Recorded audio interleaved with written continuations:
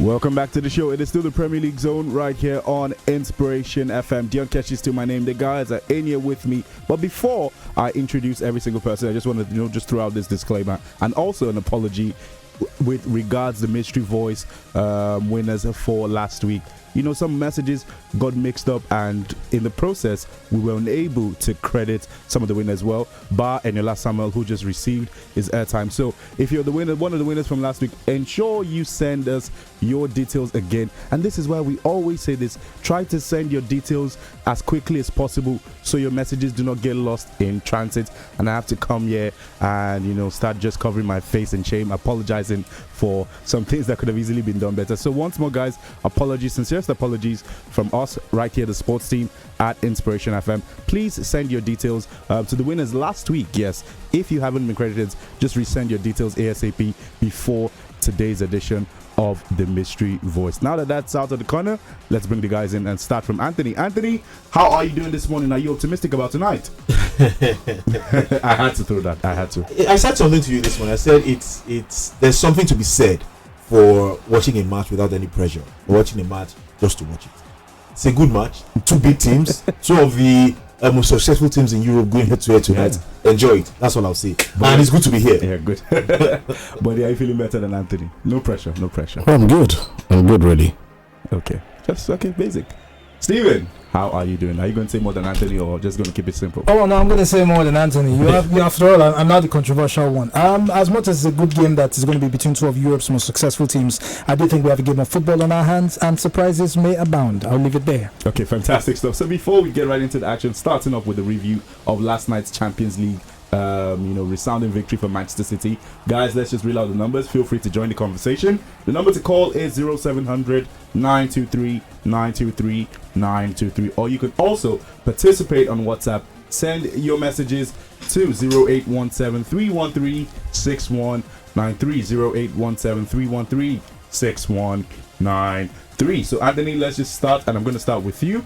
We saw a completely dominant display from Manchester City. From start to finish, City were just rampant. Erling Haaland creating history, being City's record goal scorer this campaign, and also being the fastest player to get to 30 goals in the Champions League, and he did that in 25 games. It just feels like, City and Erling Haaland are having the time of their lives this campaign, and it was a beautiful one to watch. What else is there to say? Just look, let's not waste our time. 2 words, a name, Erling Haaland. There's nothing much to see. City are always going to win, actually. Yeah, but we said yesterday that we did not expect them to win in such a fashion. But we know they have it in them. Teams like City, Liverpool, Barcelona, Bayern Munich, they have it in them to score goals like that and win 7-8, 9-0.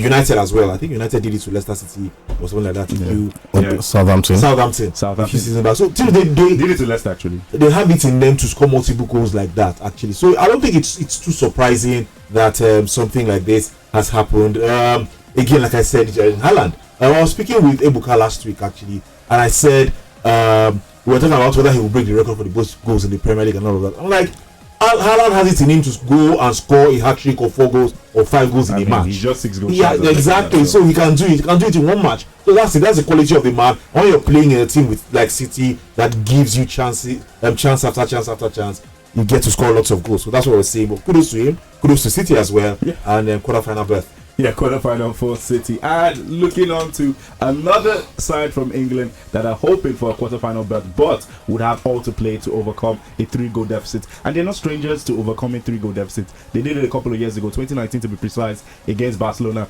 We are talking about Liverpool as they make the trip to the Santiago Bernabeu to take on Real Madrid. Real Madrid come into this second leg with a 3-goal advantage because the scoreline in the first leg finished 5-2. Buddy Bruno, do you think Liverpool have it in them to, turn things around against Madrid at the Santiago Bernabeu, knowing fully well that Madrid have not played a game at home in the Champions League for the past 65 years without scoring a goal? It only happened once in the past 65 years where they have failed to score at home in the Champions League. So the odds basically are stacked against Liverpool. Do you think they have it in them to, overcome this one?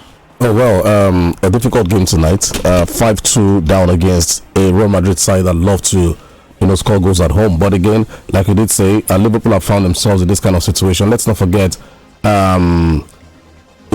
matches in the Champions League where, example, Chelsea last season, when they were down, I think 3-1 against Juventus, and they had to, force the game into extra time or what have you. But again, Liverpool, they need to deliver the sort of performance that we did see against United. They have to be clinical. They would have their chances. We do know that defensively as well, Madrid are not the best, at this moment. And if Liverpool can find a way to outrun the Madrid midfield, then they might just stand a chance. Yes, it's 3 goals.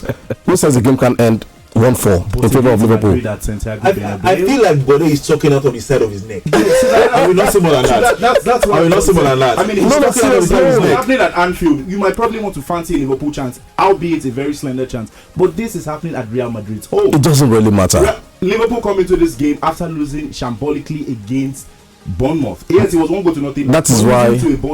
That is why Liverpool are made for nights like this. Okay, I'm not saying it from the point of let me just sound let me try and sound optimistic. It's football. Anything can happen. Yeah. But I don't believe you. I'm not like you. Any of people is deep. Call the scoreline. You feel Liverpool can do it? Call the scoreline. Let's put you on the spot. You're going to do it. I'm not doing it. Please, let's move on. So just looking forward to an exciting game tonight. Okay, quickly. Yeah. This is all good. Okay. Let me call it. Liverpool 3-2, but they won't qualify. Okay. That's an interesting one, but I'm not going to say anything more than that.